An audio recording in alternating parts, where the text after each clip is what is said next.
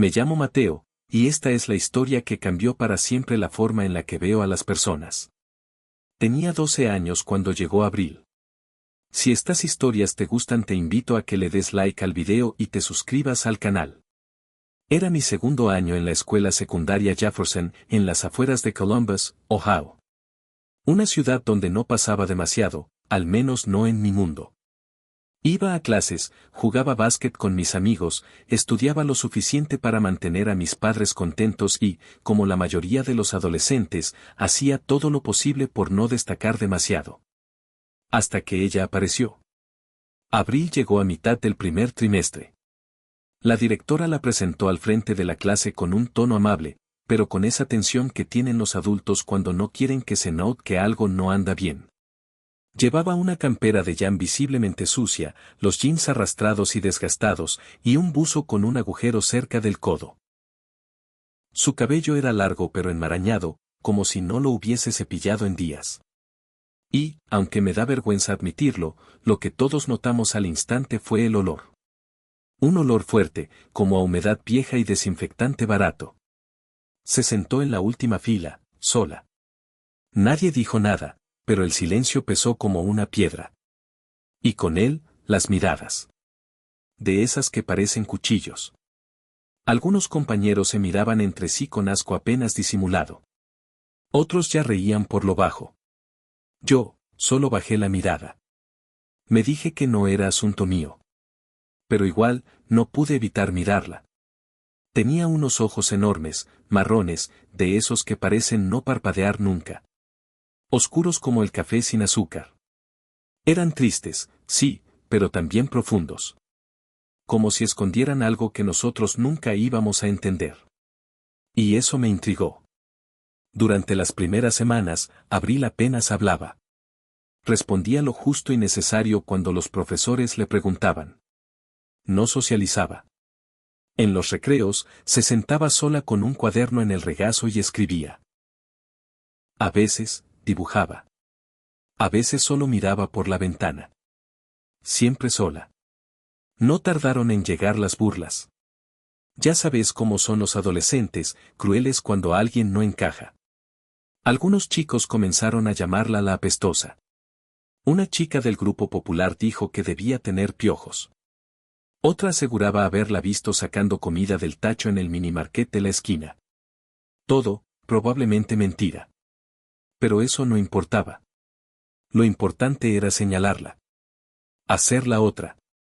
Yo, no me reía. Pero tampoco la defendía.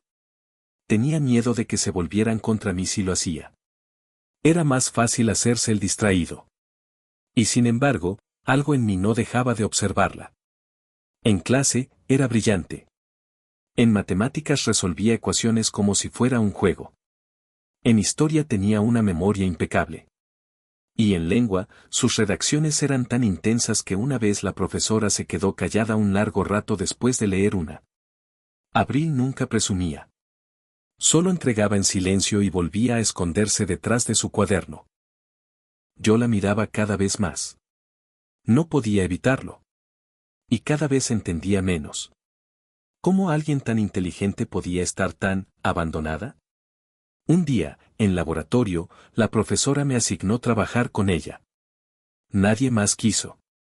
Y, aunque intenté disimular mi incomodidad, me senté a su lado. Era imposible no notar su olor. Pero también noté otras cosas.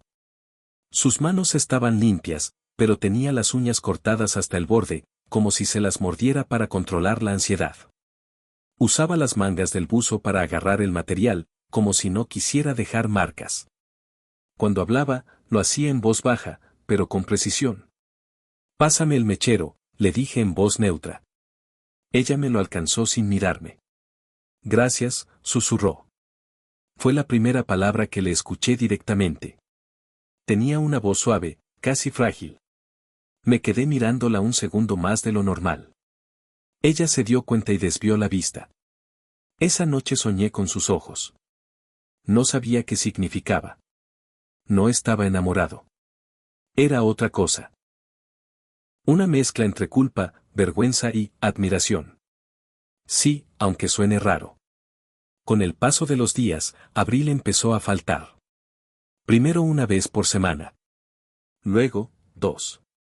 Después, semanas completas. Los comentarios en clase no paraban. Algunos decían que se había escapado. Otros, que la habían internado por rara. Nadie parecía saber ni querer saber la verdad. Hasta que, una mañana, la directora entró al aula con expresión grave. Nos pidió guardar silencio. Quiero hablarles de su compañera Abril. Todos se miraron. Yo sentí un nudo en el estómago. Muchos de ustedes la trataron con indiferencia. Algunos, incluso con crueldad. Hoy quiero que sepan algo que tal vez los haga reflexionar. Nos contó que Abril vivía con su padre alcohólico, en un almacén abandonado cerca del ferrocarril. Que no tenía agua corriente. Que a veces no comía durante 2 o 3 días. Que intentaba lavarse en baños públicos, pero que muchas veces no lo lograba. Que dormía en el suelo. Que su padre, con suerte, la dejaba en la escuela y la olvidaba por horas. A veces, cuando venía con olor, era porque no tenía otra opción, dijo la directora. A veces estaba distraída porque no había dormido. A veces parecía arisca porque la violencia la hizo desconfiar de todos. Silencio total. Servicios Sociales la ha retirado de esa situación. Ahora está en un hogar de acogida. Está a salvo. Va a recibir atención médica, educación y, esperamos, una nueva oportunidad. No pude levantar la cabeza el resto de la clase. Esa noche lloré. Y muchas otras noches también. No porque hubiese sido directamente cruel con Abril. Sino porque había sido cómplice. Porque me reí cuando alguien la imitó. Porque no la defendí. Porque sabía, en el fondo, que había algo que no encajaba, y me negué a mirar más allá. Después de eso, pasaron los meses. Terminamos el año. Y Abril no volvió. Pero yo nunca la olvidé. En Navidad, mientras abría regalos, pensaba en si ella habría recibido algún regalo.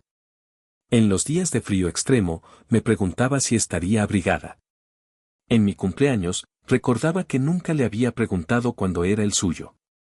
Y cada vez que escuchaba el nombre Abril, en una canción, en una película, en una lista de alumnos, me volvía ese nudo al pecho. Pasaron los años. Fui creciendo. Me gradué con honores. Entré a la Universidad Estatal de Ohio. Estudié ingeniería informática.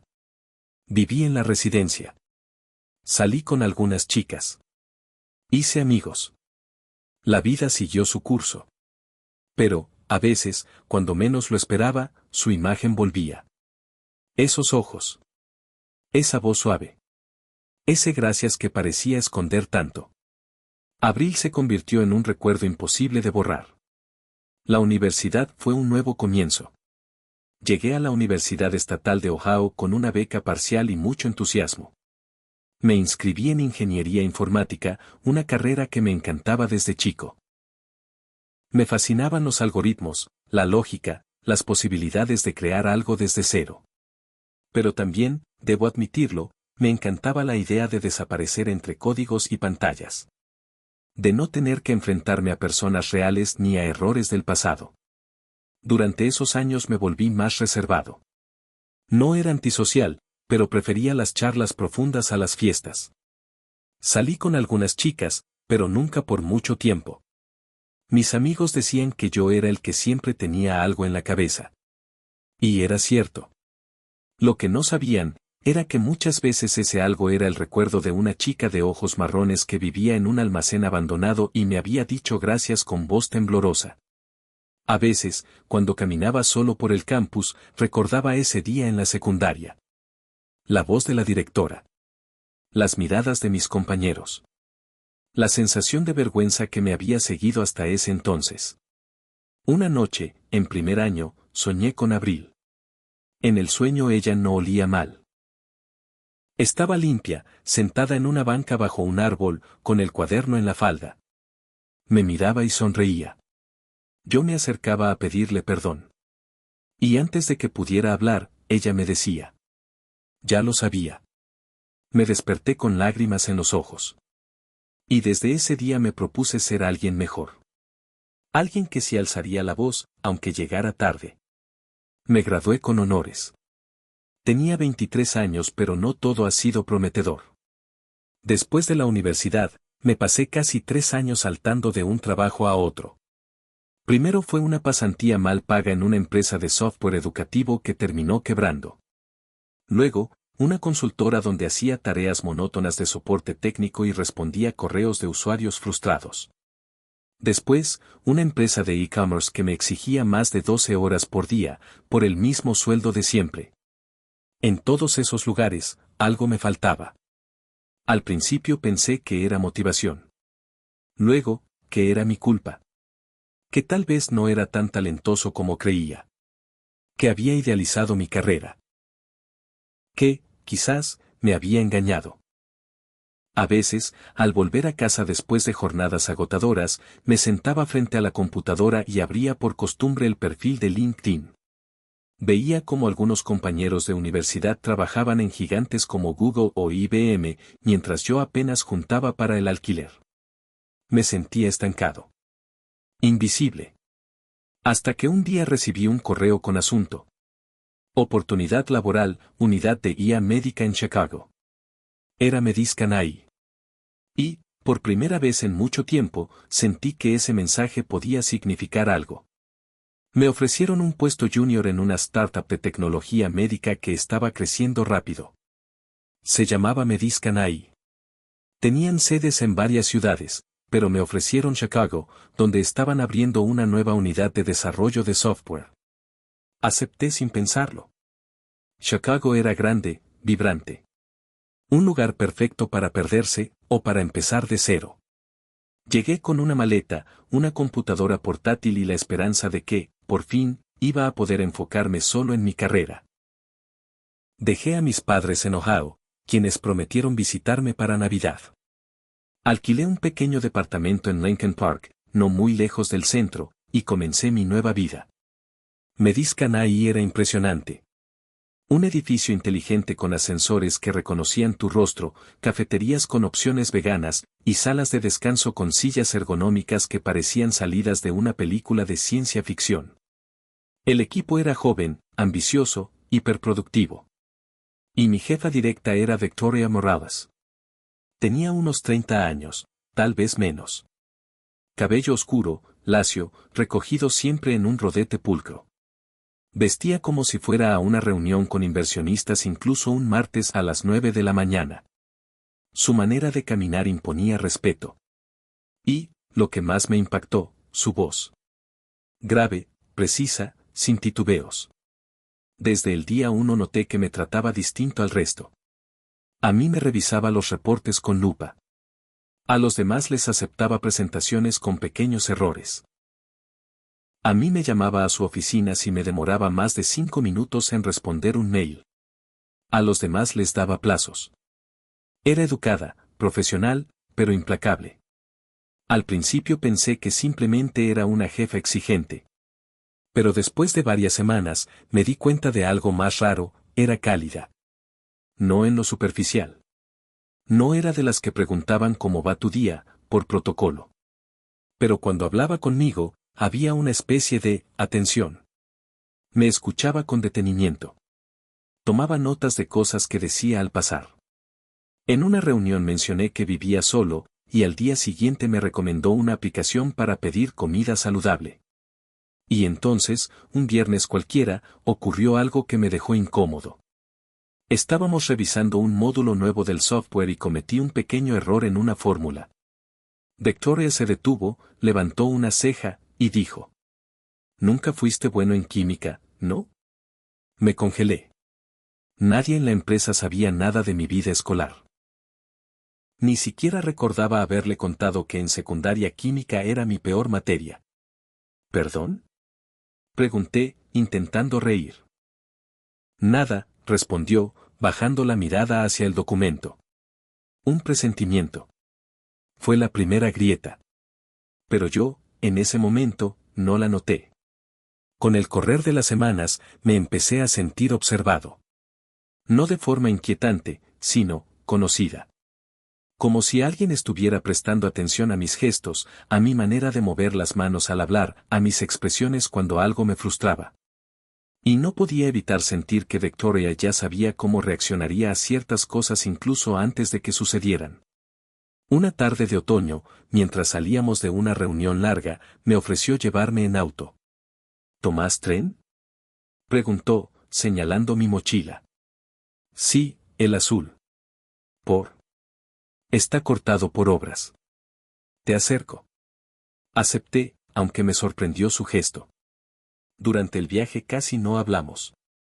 Pero al pasar por una librería vieja, dije en voz alta. Me encanta ese lugar. Tiene olor a infancia. Ella no dijo nada por unos segundos. Luego, murmuró. Tu infancia fue muy distinta a la mía. No sabía cómo responder. Era un comentario raro. Pero lo dejé pasar. Y sin embargo, algo en su voz me hizo girar la cabeza. Por una fracción de segundo, la vi mirar por la ventanilla con tristeza. No la típica tristeza de un mal día, sino algo más antiguo. Más profundo. Me esforzaba por rendir bien. Parte porque el trabajo me encantaba, y parte porque no quería decepcionarla. Y aunque no lo decía en voz alta, Victoria se estaba volviendo un enigma para mí. Tenía una autoridad serena. Una inteligencia que no alardeaba. Y, al mismo tiempo, una especie de nobleza extraña para una jefa de empresa tecnológica. Nunca la escuché hablar mal de nadie. Siempre daba oportunidades. Pero a mí me presionaba más. Me exigía más. Y una parte de mí lo agradecía. Para cuando se acercaba Acción de Gracias, ya llevaba 4 meses trabajando con ella. Y aunque aún no podía decir que éramos cercanos, había una tensión, una conexión tácita, que se hacía más difícil de ignorar. Ese año, mis padres se habían ido de viaje a visitar a mi hermana en Europa. Mis amigos estaban con sus propias familias. Y yo me resigné a pasar la cena solo. Hasta que, una tarde cualquiera, mencioné ese detalle casualmente en la sala de café. Victoria, que casi nunca intervenía en nuestras charlas informales, alzó la mirada de su taza y dijo. No se cena solo en Acción de Gracias. Vení a casa. Me sorprendió. Dudé. ¿Estás segura? Sí. Es una tradición. Siempre invito a alguien del equipo que esté solo. Esta vez te toca a vos. Acepté. En parte porque no quería estar solo. En parte porque, aunque no lo admitiera, había algo en Victoria que me intrigaba profundamente. La noche de Acción de Gracias en su casa fue distinta a lo que esperaba. Vivía en un departamento espacioso en un edificio antiguo, pero reformado, en un barrio tranquilo de Chicago. El ambiente estaba decorado con calidez, luces suaves, muebles de madera, una biblioteca enorme en el living, velas encendidas en la mesa del comedor. Olía a canela, clavo de olor y comida casera. Victoria me recibió con una sonrisa discreta y un delantal. No llevaba su rodete habitual ni el traje oscuro. Tenía el pelo suelto, una blusa de lana y jeans. Nunca la había visto así. Estaban también una pareja mayor, sus padres adoptivos, como me dijo luego, y su prima, que ayudaba con la cena. La conversación fue amena. Me sentí cómodo. Y en algún momento, mientras servíamos postre, algo me llamó la atención. En una repisa del comedor había varias fotos familiares. Una en particular me hizo frenar. Era una niña de unos 12 o 13 años, cabello enredado, ojos grandes y oscuros y profundos, sonriendo tímidamente frente a una torta de cumpleaños con velas torcidas. Detrás de ella, los mismos adultos que estaban conmigo esa noche. Me quedé mirando la foto más tiempo del que debía. Había algo en esa mirada. En esos ojos.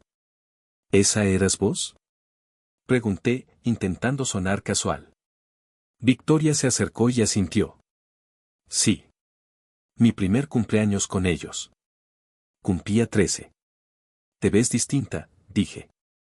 Ella sonrió, pero con una tristeza extraña. Casi nadie me reconocería. ¿Por qué? Victoria hizo una pausa. Luego tomó aire, como si dudara entre contarme o no. Tuve un pasado con otro nombre. Antes de ser Victoria, era otra persona. Pero eso quedó atrás. Mi mente empezó a hacer conexiones que antes ni se me habían ocurrido. Esa mirada. Esa voz. Ese comentario sobre química. La forma en que me observaba. Su edad. Su inteligencia. Su forma de ver el mundo.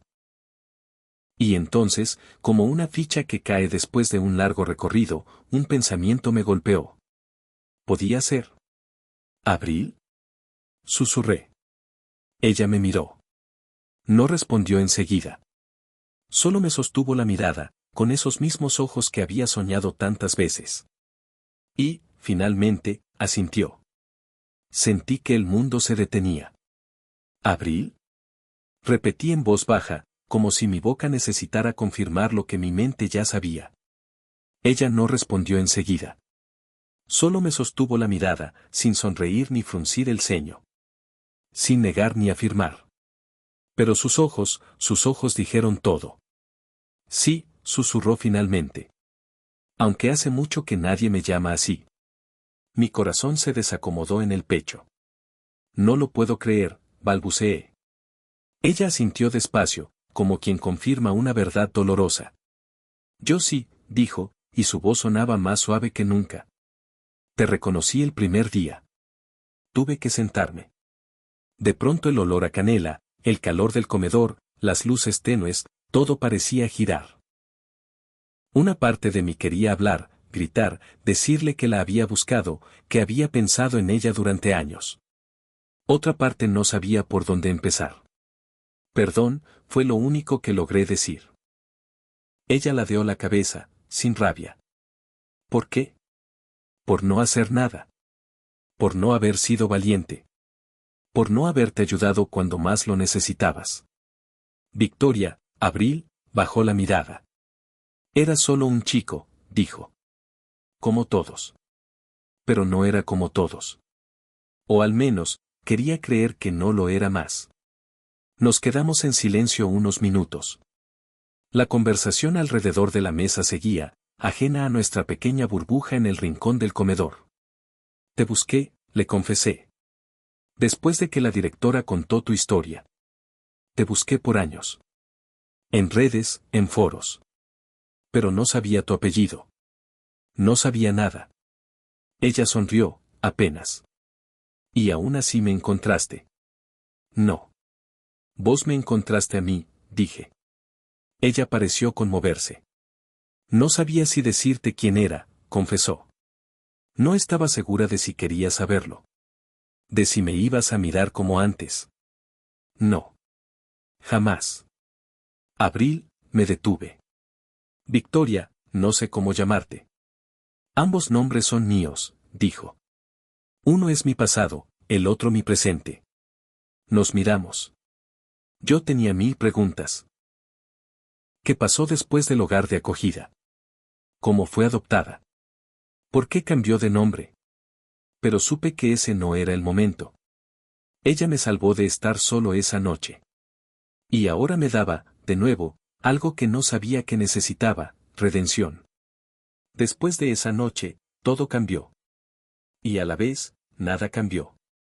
En el trabajo, Victoria seguía siendo Victoria. Profesional. Exigente. Inteligente. Solo que ahora yo conocía a la niña detrás de esa mujer. La niña con frío. La niña con hambre. La niña con una mochila llena de vergüenza que no era suya. Yo trataba de actuar con naturalidad. De no mirarla diferente. Pero, claro, era imposible. Cada gesto suyo me revelaba algo nuevo. El modo en que se concentraba. Como escuchaba en silencio antes de responder. Su respeto por los demás, incluso cuando se equivocaban. La forma en que escribía con su letra apretada, igual a la que recordaba de aquel cuaderno escolar. Un día, mientras almorzábamos juntos por primera vez, se quedó mirando su celular, seria. ¿Todo bien? Pregunté. Dudó. Luego asintió, pero sin convencimiento. Es el consejo de dirección. Las cosas están complicadas. Hay cambios de liderazgo, y yo estoy en el medio. ¿Qué querés decir? Mi puesto está en revisión. Oficialmente no me lo dijeron, pero lo sé. Hay rumores. Reestructuraciones. Sentí una punzada en el estómago. ¿Pero por qué? Sos brillante. Ella sonrió con amargura. A veces eso no basta. A veces tener principios es un problema en ciertas culturas empresariales. No respondí. Pero supe que si podía ayudarla, lo haría. Esa misma semana, en una reunión con otro equipo, un ejecutivo sugirió simplificar uno de nuestros módulos para reducir tiempos de entrega, aunque eso significara disminuir la precisión en el diagnóstico. Victoria se opuso. Con respeto, pero con firmeza. Si una madre recibe un diagnóstico equivocado por un ahorro de 12 horas de desarrollo, ¿quién se hace cargo? Silencio. Nadie respondió. Esa fue la primera vez que la vi vulnerable. No porque dudara, sino porque entendí que estaba luchando sola contra una lógica que premiaba la velocidad sobre la calidad, las cifras sobre la ética. Empecé a quedarme hasta más tarde. A cubrir tareas que no me correspondían. A mejorar cada entrega. A documentar todo, para que su área no pudiera ser cuestionada. Ella lo notó. ¿Por qué haces esto? Porque creo en lo que estás haciendo, respondí. Y era cierto. Ya no se trataba solo de admiración. Era algo más profundo. Algo que me conectaba con el chico que fui. Con la culpa. Con el deseo de reparar. Un viernes al salir del trabajo, ella me alcanzó en el ascensor. ¿Cenamos? ¿Ahora? Sí. Sin preguntas. Fuimos a un pequeño restaurante coreano cerca del río. Ella pidió bibimbap, yo pollo con arroz y soja. Hablamos poco al principio. Pero después, se soltó. Tenía miedo de que me odiaras, me dijo, mirando su plato. ¿Por qué? Porque los recuerdos también pueden doler. Y yo formaba parte de uno difícil para vos. Negué con la cabeza. Vos eras lo mejor de ese recuerdo. Ella se quedó inmóvil unos segundos. Luego sonrió. Y por primera vez en años, vi a Abril. No a la ejecutiva. No a la jefa. A la chica del banco del fondo. A la que escribía en un cuaderno viejo mientras el mundo le daba la espalda. Gracias, susurró. Y esa palabra, dicha con esa voz, cerró un círculo que llevaba más de una década abierto. Después de esa cena, algo cambió. No hicimos ningún acuerdo explícito. No nos confesamos sentimientos. Pero a partir de ese momento, nuestros silencios empezaron a ser cómodos. Las miradas duraban un poco más. Los buenos días tenían otro tono. Y, sobre todo, ya no había máscaras. Empezamos a pasar más tiempo juntos fuera del trabajo. Una caminata después de la oficina. Un café de sábado por la tarde. Compartíamos cosas que antes habíamos guardado bajo llave. Yo le conté sobre mis fracasos laborales, sobre las noches de insomnio en departamentos fríos, sobre el miedo a no ser suficiente. Ella me habló del hogar de acogida, de las primeras veces que sintió lo que era seguridad, de la decisión de cambiarse el nombre cuando la adoptaron. ¿Por qué Victoria? Le pregunté una tarde. Porque fue la primera vez que sentí que podía ganar, respondió. Y entonces, sin saber cómo, nos convertimos en un equipo. En la empresa, las presiones seguían creciendo. Algunos proyectos del área de Victoria estaban siendo redirigidos a otra división, con la excusa de optimizar recursos. Ella entendía que eso era el principio del fin. Necesitábamos una idea. Algo que demostrara que su liderazgo y su equipo eran indispensables. Y la tuvimos. Propusimos un módulo nuevo para la plataforma, uno que usaría inteligencia artificial no solo para analizar imágenes médicas, sino también para detectar patrones de evolución en pacientes con enfermedades crónicas. Un avance que podría cambiar por completo el seguimiento de tratamientos a largo plazo. Era ambicioso. Arriesgado. Y requería una presentación impecable frente al comité de dirección. Trabajamos día y noche. Revisamos cada línea de código, cada gráfico, cada simulación. A veces nos quedábamos hasta la medianoche en la oficina, con cajas de comida asiática sobre el escritorio y música instrumental sonando suave en segundo plano. Una noche, mientras probábamos la interfaz, Victoria se detuvo a mirarme. Sabes que esto no lo hubiese logrado sola, ¿no? Lo sé. Pero tampoco lo hice solo. Mateo. La manera en que dijo mi nombre me erizó la piel. Nunca antes lo había pronunciado con esa suavidad. Sí, susurré, sin necesidad de más. Ella bajó la mirada. Luego, en voz baja, agregó. A veces me asusta que esto se sienta tan natural. ¿Esto, el proyecto? Esto, nosotros. No respondí enseguida. No porque no supiera qué decir, sino porque mi corazón latía demasiado rápido como para pensar con claridad. Tomé su mano sobre el teclado. Fue un gesto simple. Íntimo. Ella no se apartó. Se quedó ahí, en silencio, mirándome. Y por primera vez, desde que éramos adolescentes, no había pena entre nosotros. Solo comprensión. Esa noche no nos besamos. No era el momento. Pero al despedirnos, su abrazo duró más de lo habitual. Y al separarnos, me miró con esos mismos ojos de abril, solo que esta vez, sin miedo. Días después, presentamos el proyecto ante el comité. Fue un éxito. El módulo sorprendió por su precisión y viabilidad. Los directivos, que al principio mostraban reticencia, comenzaron a interesarse. Hicieron preguntas. Sonrieron. Uno incluso dijo, esto es lo que esperábamos de una unidad con visión. Victoria recibió elogios. Pero cuando se giró y me miró, su sonrisa me fue dirigida solo a mí. Habíamos ganado. Y algo me decía que no era la única victoria de ese día. Después de la reunión, todo fue más liviano. Victoria no fue removida. Al contrario, recibió una carta formal agradeciendo su liderazgo en el desarrollo de innovación técnica. Su puesto estaba más firme que nunca. Y aunque nunca hicimos pública nuestra cercanía, todos en la oficina empezaron a notar algo. Como ella se reía un poco más cuando yo estaba cerca. Como yo parecía más confiado. Más presente. Un viernes por la tarde, salimos a celebrar con todo el equipo. Fuimos a un bar tranquilo en el centro, con luces tenues y música de los 90. Ya entrada la noche, salimos un momento al balcón para tomar aire.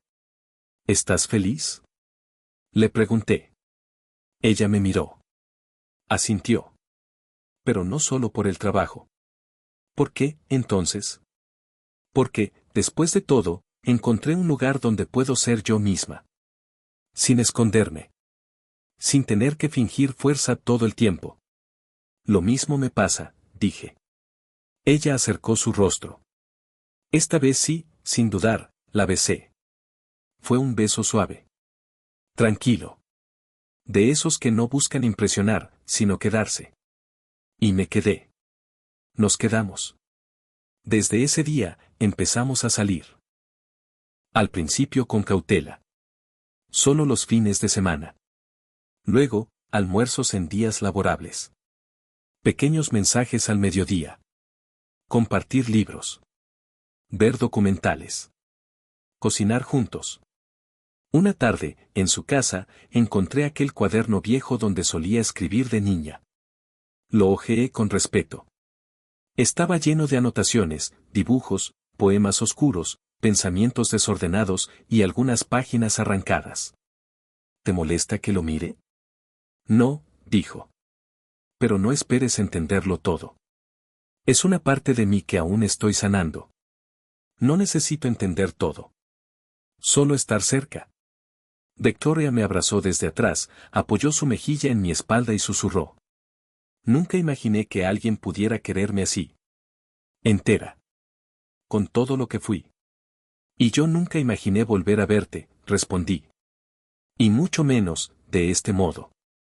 El silencio que siguió fue perfecto. Como si, por fin, todo tuviera sentido.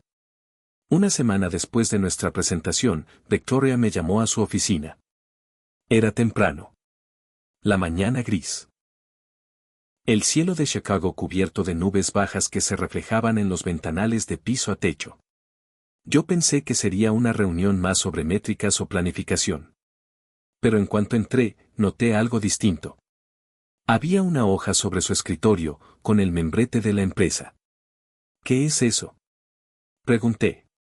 Ella me miró con una mezcla de orgullo y afecto. Tu carta de ascenso. Me congelé. ¿Qué? El comité aprobó mi propuesta. A partir del lunes, pasás a ser líder técnico del módulo de evolución predictiva. Es tuyo. Victoria, yo. Te lo ganaste, Mateo. Por tu trabajo. Por tu ética. Por cómo defendés a tu equipo. Nadie lo merece más que vos.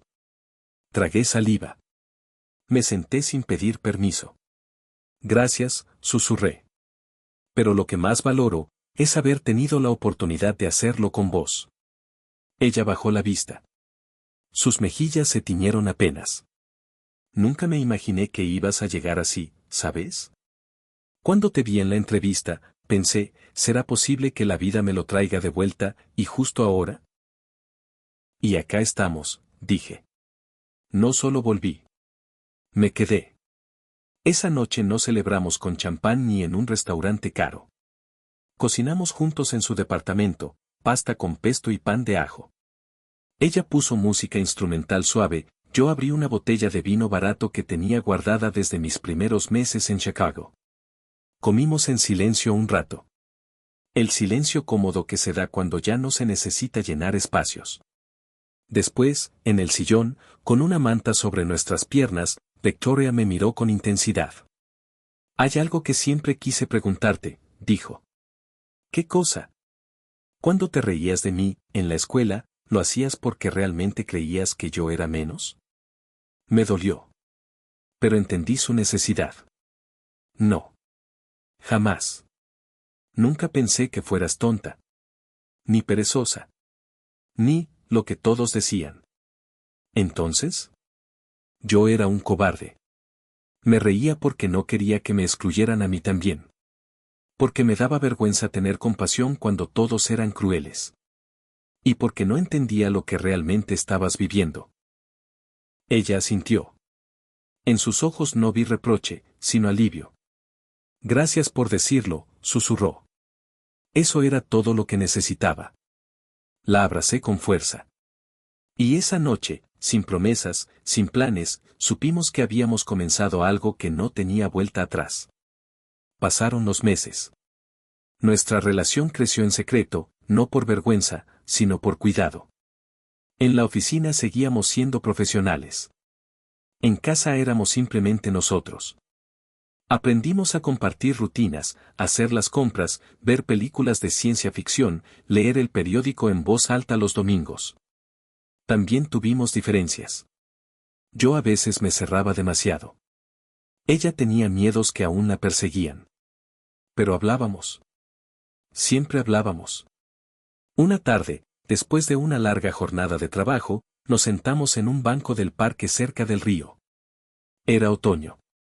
Las hojas caían lentas. El viento olía a madera húmeda y café. ¿Sabes qué me hace feliz?, me dijo. ¿Qué? Saber que no tengo que seguir fingiendo ser fuerte todo el tiempo. Yo siempre supe que eras fuerte. Incluso cuando llorabas en la escuela. Incluso cuando no hablabas con nadie. Ella apoyó su cabeza en mi hombro. ¿Me veías? Siempre, respondí. Solo que no me animaba a mirar demasiado. Y ahora sí podía. Ahora sí la miraba, todos los días, sin apartar la vista. Un viernes lluvioso, llegué a casa empapado y malhumorado. Había tenido una discusión con otro departamento y mi día había sido un caos. Victoria estaba en la cocina, con el cabello atado y un delantal con dibujos de pimientos. Me miró y no dijo nada. Me acercó una toalla. Me dio un beso en la mejilla. Y luego me sirvió una sopa caliente. ¿Querés hablar?, preguntó. No. Quiero esto, dije, señalando la escena entera. Quiero llegar a casa y que estés acá. Quiero que lo malo se vuelva soportable porque estás. Ella se quedó quieta, con la cuchara en la mano. ¿Vos sabés que yo jamás pensé que iba a tener esto? ¿Esto? Una casa. Un hogar. Una persona que me mire como vos me mirás. ¿Y cómo te miro? Como si no tuviera que demostrar nada. Le acaricié la mejilla. Porque no tenés que hacerlo. Nos abrazamos ahí, con la sopa enfriándose, y entendí que a veces las escenas más simples son las más inolvidables. En diciembre, fuimos a visitar a mis padres. Fue un viaje corto, pero significativo. Mis padres la adoraron desde el primer momento. Mi mamá le pidió la receta del pastel de calabaza que había llevado. Mi papá habló con ella sobre libros de historia durante 1 hora. Esa noche, mientras nos acostábamos en la habitación de mi adolescencia, Victoria me abrazó por la espalda. ¿Alguna vez pensaste que tu familia iba a abrazar a alguien como yo? ¿Qué querés decir? Vengo de un lugar oscuro. De abandono. De dolor. Y también venís del coraje. De la resiliencia. De haber salido de todo eso y convertirte en la mujer que más admiro. Ella no respondió. Solo respiró profundo. Su cuerpo se relajó contra el mío. Gracias por elegirme, dijo. Gracias por volver a cruzarte en mi vida, susurré. Y en ese cuarto donde alguna vez soñé con encontrarla, ella estaba por fin. El invierno en Chicago trajo consigo noches largas, estufas encendidas y tazas humeantes de té de menta. Nuestra rutina se volvió casi sagrada. Trabajar, volver a casa, cocinar juntos, compartir lecturas o películas viejas. En uno de esos días de nieve, ella me mostró una caja. La encontré en casa de mis padres adoptivos. La guardaron desde que me adoptaron, me dijo, con los ojos brillantes. Dentro había dibujos escolares, cartas de trabajo social, informes médicos, incluso una foto rota de su madre, que había muerto cuando Abril tenía apenas 5 años. Me senté junto a ella en el suelo de la sala, y hojeamos juntos su historia. Una historia dura, pero viva. Una que la había traído hasta mí. Nunca quise dar lástima, dijo, en voz baja. No das lástima. Das admiración. Ella me miró. ¿En serio? Desde el día en que te vi tratando de lavarte las manos con agua helada de una botella, en el patio trasero de la escuela, algo en mí supo que eras diferente. Que eras fuerte. Ella parpadeó, conteniendo las lágrimas. Yo también me acuerdo de vos. Más de lo que pensás. Un día, ya en marzo, mientras almorzábamos en casa de sus padres adoptivos, su madre me llevó aparte. ¿Te puedo decir algo, Mateo? Claro. Hace mucho que no la veo tan tranquila. Ni siquiera cuando fue ascendida. Con vos, vuelve a dormir sin despertarse cada hora. Tragué saliva. No sabía qué decir. Solo asentí. Esa noche, mientras mirábamos una serie, la miré a los ojos y le dije. Te amo. No lo había dicho antes. Nunca lo había dicho con tanto peso. Ella parpadeó, sorprendida. Luego sonrió. Yo también te amo, Mateo. No hubo fuegos artificiales. Solo esa paz cálida de saberse correspondido. Y entonces lo supe, quería pasar el resto de mi vida con ella. Comencé a planear la propuesta. Quería que fuera íntima, sincera. Algo que tuviera sentido para nosotros, no una producción para redes. Una tarde de domingo, fuimos a pasear por el parque donde solíamos sentarnos en otoño. Llevamos una manta, un termo y una bolsa con galletas caseras. Hacía frío, pero el sol brillaba. Después de un rato, mientras hablábamos sobre lo que haríamos el próximo verano, saqué una cajita del bolsillo.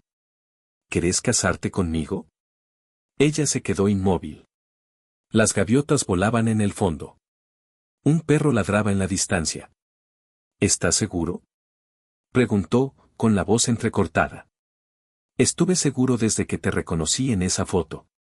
Ella rió, lloró y me abrazó al mismo tiempo. Sí, dijo.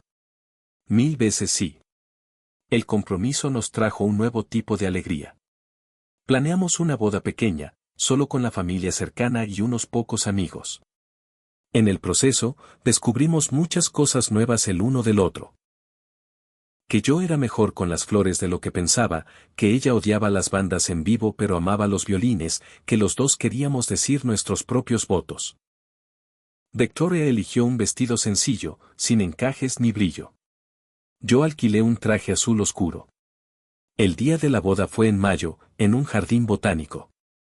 Cuando la vi caminar hacia mí, con esa sonrisa tímida que le conocía desde los 12 años, sentí que todo el universo se había alineado.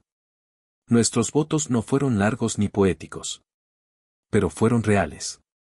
Nunca dejé de pensar en vos, le dije. Aunque no sabía dónde estabas. Aunque pensaba que tal vez nunca volverías. Siempre esperé que estuvieras bien. Y yo, dijo ella. Siempre quise que alguien me mirara como vos lo hiciste esa primera vez. Como si vieras más allá de mi ropa sucia. Como si me vieras realmente a mí. Nos casamos con lágrimas en los ojos y sonrisas en el alma. El primer año de casados fue tranquilo, lleno de detalles cotidianos.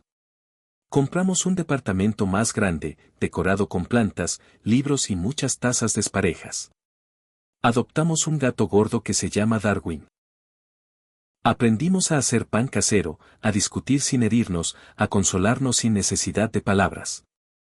Y entonces, un día cualquiera, mientras desayunábamos y yo leía el diario en voz alta como solíamos hacer, ella me miró desde el otro lado de la mesa. Mateo. Sí. Ella sonrió. Una sonrisa distinta. Luminosa. Vamos a ser 3. El periódico se me cayó de las manos. ¿Qué? Estoy embarazada. La abracé. Reí. Lloré. Dije cosas sin sentido.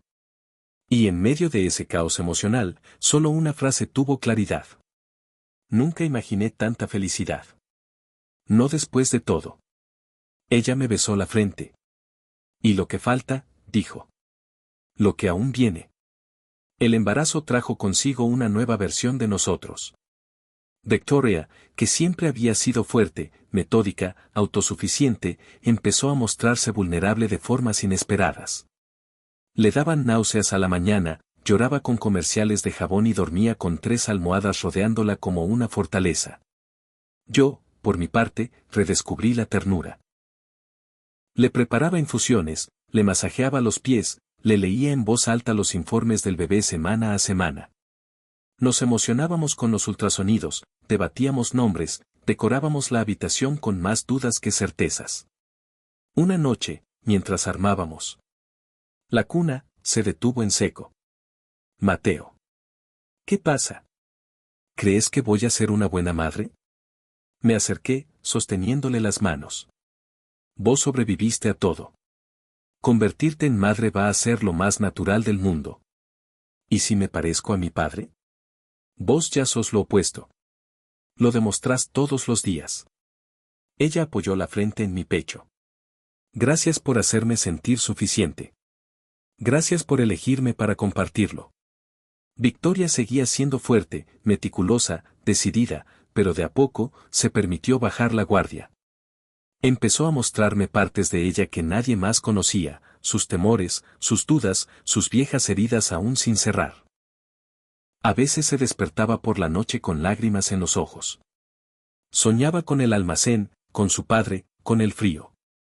Otras veces, simplemente se quedaba en silencio mientras acariciaba su vientre, como si buscara respuestas ahí dentro. Una tarde de lluvia, estábamos en casa, tomando té, mirando por la ventana sin hablar.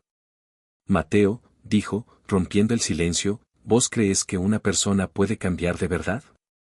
No solo lo creo, le respondí. Te miro a vos y lo sé. Ella me miró como si no supiera si merecerlo. Pero sonrió. Todavía me cuesta creer que tengo una vida así. Que soy amada. Que esta es mi casa. Te la ganaste, le dije. A fuerza de coraje, de resistencia, y de no dejar de soñar, aunque nadie más soñara con vos. Se quedó callada, y después susurró. Gracias por encontrarme. Por no haberme olvidado. La abracé fuerte. Muy fuerte. Esa noche, mientras dormía a mi lado, con una mano sobre su panza, entendí que esa chica de ojos tristes que conocí en 7º grado, nunca se había ido. Solo había estado esperando que alguien viera en ella todo lo que realmente era. Y yo lo vi. Aunque me tomó años entenderlo. Llevamos 1 año de casados. Y estamos esperando nuestro primer bebé. Y si hay algo que puedo afirmar es que la vida no te da una segunda oportunidad. Te da la misma, hasta que estés listo para verla y apreciarla.